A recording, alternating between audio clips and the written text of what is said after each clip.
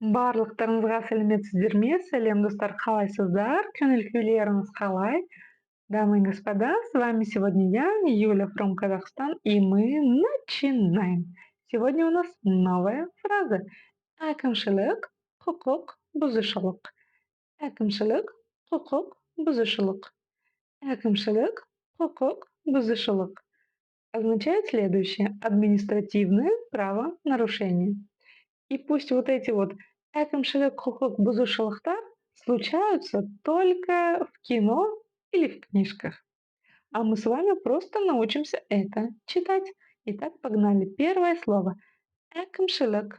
Если вы вдруг смотрели мои предыдущие видео, то это слово вы уже научились читать. Ну а если вдруг не смотрели, я сейчас повторю.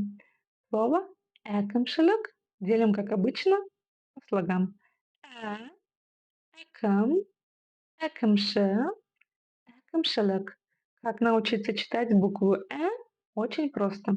Произнесите слово «няня», уберите букву «н», и буква «я» будет звучать... Как она будет звучать? Правильно, как буква «э», «э». Ведь если мы букву «я» произносим в начале слова, например, в слове «яблоко», да, то что мы слышим? Сначала мы слышим и краткую, а затем мы слышим именно казахскую букву «э». Вот ее мы и используем. Няня, Эня или ляля, эля. Получается? Думаю, с легкостью. Погнали дальше. Везде мы с вами видим палочку с точкой. Это буква мягкая, это буква коротко звучащая. Вот такие дела. Как ее научиться произносить? Это нечто среднее между буквами и и. Да-да-да, нечто среднее. Но мягкий знак там мы не вставляем никоим образом. Она, конечно, мягкая, но не до такой степени, чтобы вставлять мягкий знак. Әкімшілік.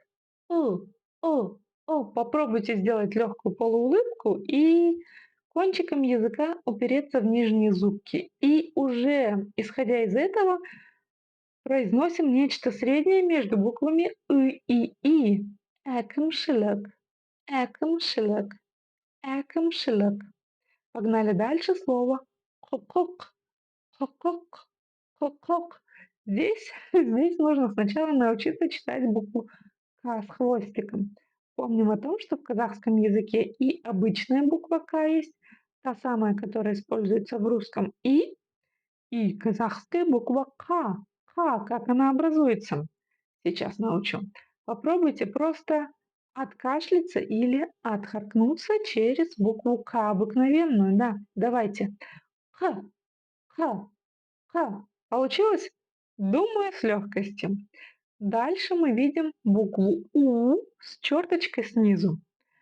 Это всего лишь краткая версия обычной буквы О. И у нас получается следующее. Х, Х, Х. Не ко, не ко, а х, х, х. Получается? Думай с легкостью. Смотрите, дальше второй слог, и мы видим букву Х, букву И снова букву К. Помним о том, что буква И читается очень и очень кратко. И у нас получается следующее. Хок-хок, хок-хок, хок-хок, хок-хок. Получается? Думаю, после некоторой тренировки у вас у всех все получится. Погнали. Дальше слово бузушелок, бузушелок, бузушелок, бузу-шелок, бузу-шелок.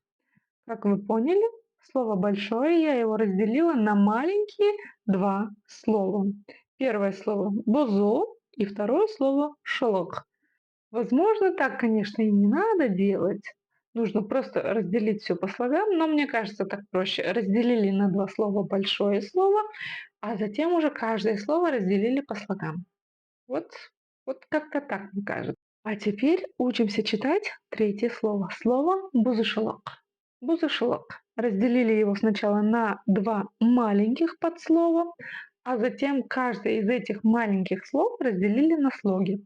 Бузу, узо, бузу. Помним о том, что буква У с черточкой снизу– это краткая версия буквы О. И у нас получается следующее. Узо, узо, бузо. Погнали дальше. Слово шелок, шелок, шелок, шелок. В данном случае можно букву «ы» вообще не читать, но помним о том, что читаются они кратко и твердо, да? Шелок, шелок. Там и так все понятно. Напомним про букву «л», и если вокруг нее стоят гласные твердые, то и буква «л» читается твердо. Шелок, шелок, шелок. Помним, как у нас произносится буква «К» с хвостиком снизу. Нужно просто откашляться через обычную букву «К». Шелок, шелок, бузушелок, бузушелок. Ну а теперь соединяем наше словосочетание целиком. Экемшелек, хохок, бузушелок. Экемшелек, хохок, бузушелок. Экемшелек, хохок, бузушелок. И вот пусть эти всякие экемшелек, хохок, бузушелок случаются только в кино. А мы с вами увидимся в следующий раз. Ваша Юля from Казахстан.